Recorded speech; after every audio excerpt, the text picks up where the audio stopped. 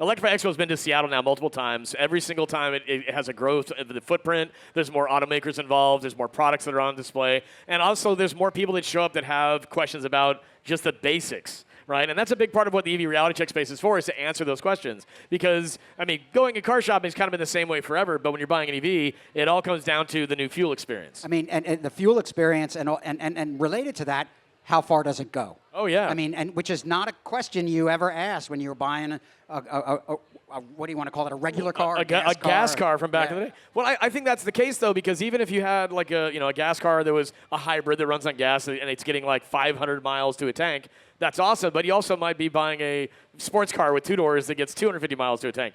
Neither of those customers cared about where they found their fill-up because gasoline is wildly marketed. It's everywhere we see. It's on road signs. There are big gas stations.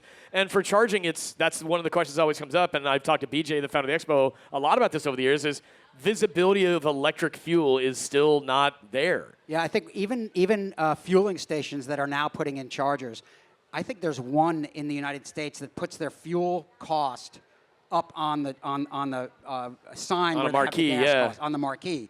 I think because they don't know how to say it, because mile per kilowatt hour, right. 40 cents per kilowatt hour, like getting everyone to understand that.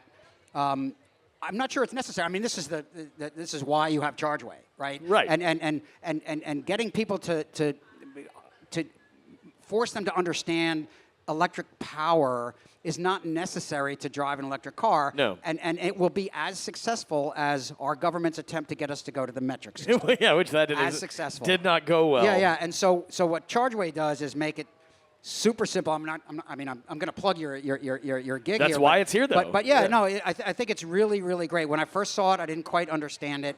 When I saw your marquee. What do you? This is the beacon. The beacon. Yeah. Yes. When I saw the beacon, and envisioned it in a dealership, that's when it clicked for me.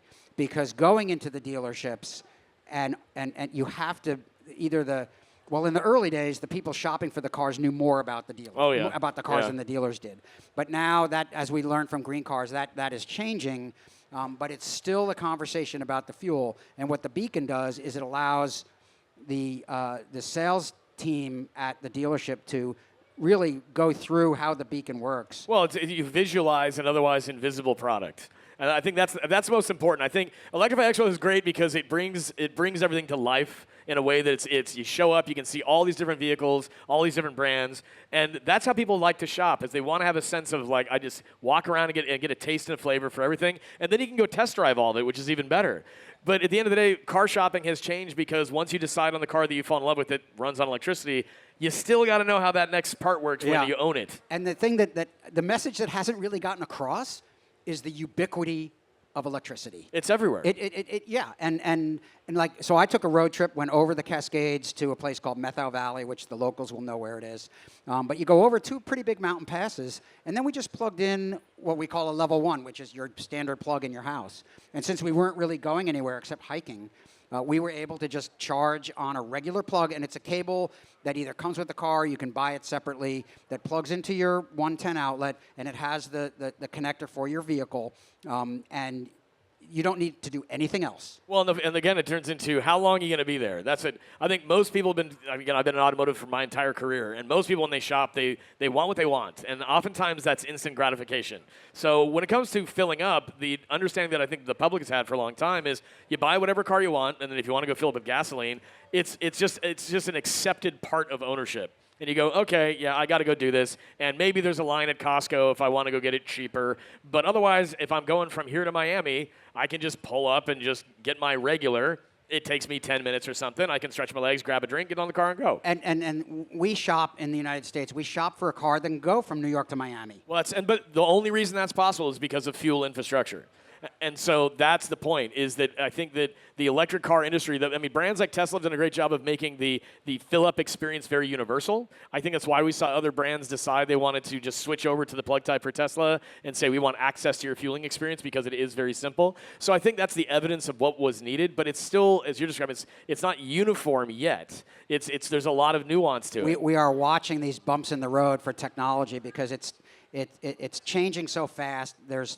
today there's 3 connectors for fast chargers. Within 2 years, there's only going to be 2. Yeah. Within another 2 years, there's Well, only let's gonna be one. fair. In 2 years, there might be, like for example, I think the blue connectors, we call it in Chargeway, the blue connector for vehicles like the Nissan Leaf that came out a long time ago, those cars are going to be on the road for another 10, 15. They're still selling cars today that have the blue fast charging connector. Are they? Yeah. So that's the catch, is these cars are still being sold brand new today. Well, so interesting. So part of my role in consulting is like saying, okay, what kind of connector does this site need? Sure. And in the super rural areas where you're doing the lily pads, where there might not be another charging station for 50 miles, I'm saying you should put in a CHAdeMO, which is the Nissan connector. That's the blue one. Yeah, that's in the blue Chargeway one. lingo, that's the blue That's connector. the blue one. Because there are those vehicles that if you put it in there, I mean, literally, if you build it, they will come. Because they couldn't do it before. The problem is the volume of vehicles now that are using that plug is so low. And therefore, everyone says no. Well, and there are adapters now that you can use for vehicles that have the blue fast charging connector to adapt to the green fast charging plug, which the green fast charging plug, known as CCS, that has been used by most every brand except for Tesla for a long time. But then in the last few years, they all opted to switch over to the red fast charging connector, which is Tesla's. And that was a decision based on the fact that they wanted access to reliable fill-ups. And so those red, green, blue fast charging connectors, you need to know how to navigate that. And that's what Chargeway is all about, is visualizing when you choose your car and you put it into the Chargeway mobile app, you can then see exactly which plugs work for your vehicle and where they're located. And one of the sort of, I don't know, it's kind of esoteric facts is that if you're driving a Bolt, you don't need the 350 kilowatt charger. That's another factor, is power, right? Yeah. And although most people will pull up because it's the fastest, but it isn't necessary, for that particular vehicle. And what Chargeway does is it just tells you which one. Well, that's the fun part. Is the next thing we're talking about is power. So plugs are important. You got to know where you can connect, and then power is important because you got to know how much power your car is asking for at a maximum, because that's what the cars do. When they plug into a charger, they request power, and then the charger says, "Here's how much I got." And so in Chargeway, we just use simple numbers for that. So to your point, a Chevrolet Bolt that is, again, you can buy these things used now for like, I don't know, $15,000 maybe. They are awesome cars because they go 250 plus miles on a charge, but the fast charging feature on them, in Chargeway lingo, it only goes up to level 4, whereas the best vehicles on the market today go up to level 7. And so it's not the fastest charging car out there, but it's got great range, and frankly, it's cost-effective for people right now. When will you have one that goes to 11? Goes to 11. Actually, a good friend of mine that was in the industry for a long time, worked at Daimler and other places, he finally said to me, he's like, okay, when the charging connector comes out that is used for the semi-trucks, I want that to be 11 power in Chargeway. Yeah, the megawatt charger. And I said, okay, we can do that. Absolutely. So let's talk about, we're talking about I'll use the word complexity of figuring out which fast charger. But the reality of it, all right, is that most of the time you're not going to use those chargers. If you're a homeowner, that's true. If you're a homeowner or you're lucky enough to live in an apartment building that has a dedicated charger for you, then you are going to use those fast chargers when you're taking that road trip. Yeah. Most of your driving, as many folks here have said, is 37 miles a day is the average commute time. If you're running errands and doing groceries, you can plug in at home. The best thing, in my experience, and I have 2 electric cars now, is to have a level 2 plug, so a 40 amp plug in the in your garage. Which not any house, but most of the newer houses. Every house can be upgraded to level 2. So that's the fastest you can do at home is level 2. But to your point, I think that's the factor, is that if you park your car at night where it's just kind of hanging out in the garage, your fill-ups will be almost exclusively at home. That's what you are doing. That's what I'm doing. I drove from Portland, Oregon, all the way up here to Seattle, and I needed that fast fill-up last night. So I went out, grabbed dinner, plugged into a level 7 charger, and I was filled up in less than 30 minutes.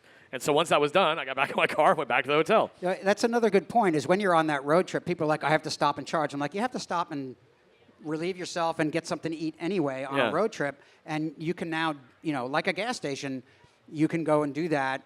But the thing is that when you're you're filling up with gas, you don't really have enough time.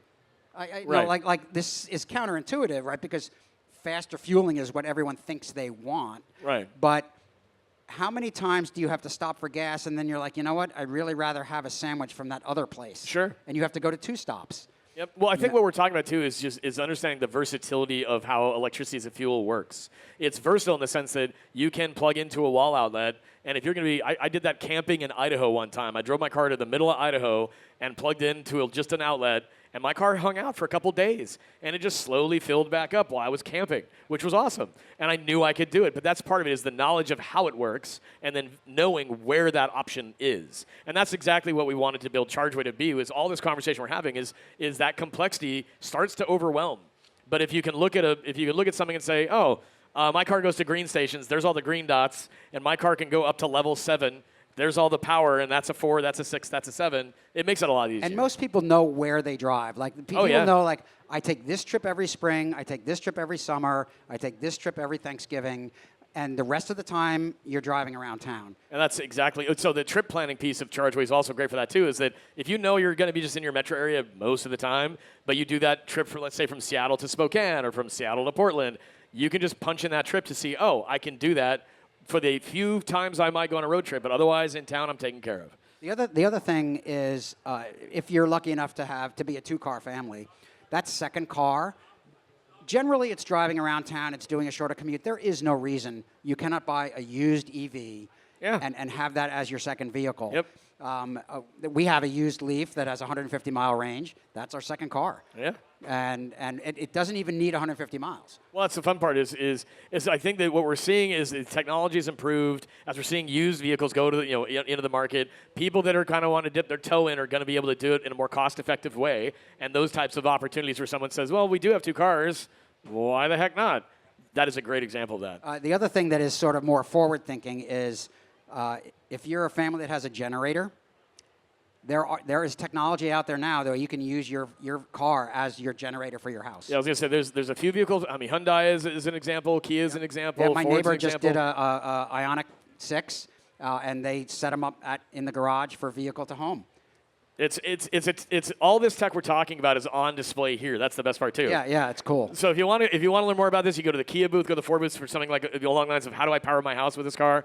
But moreover, what we're talking about is here at the EV Reality Check space, we want it to be a resource of answering questions. So for those who can hear our voices, a free T-shirt awaits you, and also shade, as well as you can hang out, listen to some of these conversations we're having throughout the day with industry leaders and experts. And if you have any questions, feel free to come up to the booth. We will be here to answer them. Until the next conversation happens, again, swing by, get a free T-shirt here at the EV Reality Check. It's powered by GreenCars.com. Dan, I'll see you the next one.